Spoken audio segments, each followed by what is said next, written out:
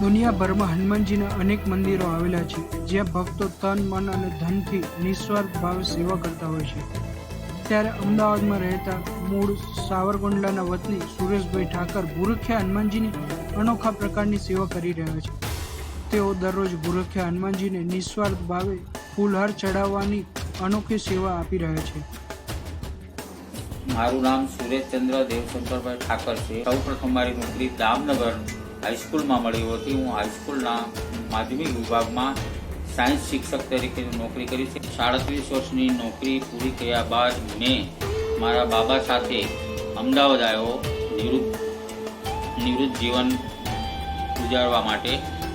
અમદાવાદ આવ્યા બાદ અહીંયાની RSS સંચાલિત જે જ્ઞાન મંદિરો છે એમાં પણ હું ગણિત અને વિજ્ઞાનની માનસ સેવા આપી રહ્યો છું. દામનગરમાં સૌપ્રથમ હું હાઈસ્કૂલમાં MC મહેતા હાઈસ્કૂલમાં સૌપ્રથમ શિક્ષક તરીકે જોડાયા બાદ નજીકમાં દામનગરથી એકદમ નજીકમાં ભૂરખ્યા ગામ આવેલું છે. ત્યાં ભૂરખ્યા ગામ નિયમિત જાતો. ત્યાં હનુમાનજીનું એક નાનું ડેરી સ્વરૂપનું મંદિર હતું અને આ મંદિર પર મને ખૂબ જ શ્રદ્ધા હતી અને તેથી મારે દર શનિવારે પણ હું ત્યાં અચૂક હનુમાનજી દાદાના દર્શન કરવા જતો. આ ઉપરાંત આજે પ્રતિદિન આ મંદિરનો ડેવલપ થઈ ગયો અને અત્યારે મોટું ભૂરખ્યા ધામ તરીકે પ્રકાશ થઈ ગઈ. અને ત્યાં આગળ એક મેં વસ્તુ જોવા મળી.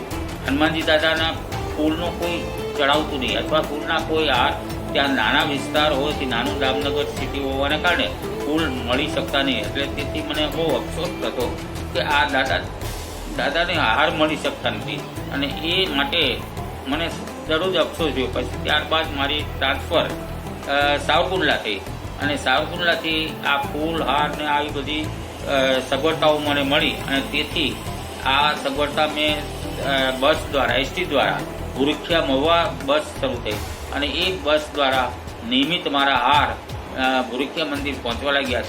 તેથી મને ખૂબ જ આનંદ થયો અને દાદા આ એક આસ્થાના પ્રતીક તરીકે અમારા કુટુંબ માટે એની કાયમ અમી દ્રષ્ટિ રહેલી છે મને અહેસાસ થઈ રહ્યો છે. આ નિવૃત્ત જીવનમાં ખાસ કરીને અમે અત્યારે અમદાવાદ રહીએ છીએ.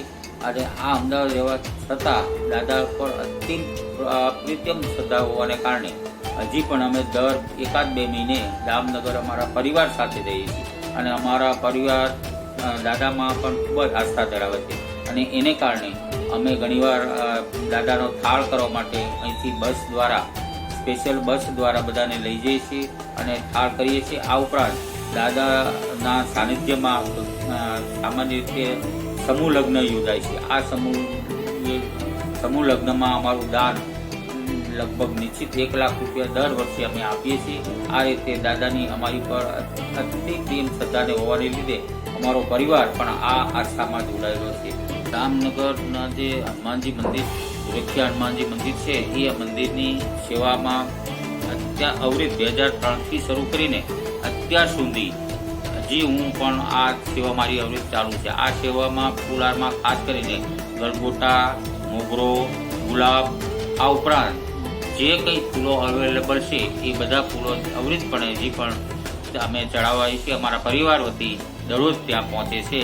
આ ઉપરાંત એક ખાસ વિશેષતા એ છે કે ચૈત્રી પૂનમથી હનુમાન જયંતિને દિવસે પણ જે દાદાનો શણગાર કરવામાં આવે છે એ અને આખા મંદિરનો જે પણ શણગાર થાય છે બહારથી કે અંદરનો એ બધો જ ફૂલહારની સેવા મારા તરફથી હંમેશા ત્યાં પૂરી પાડવામાં આવે છે.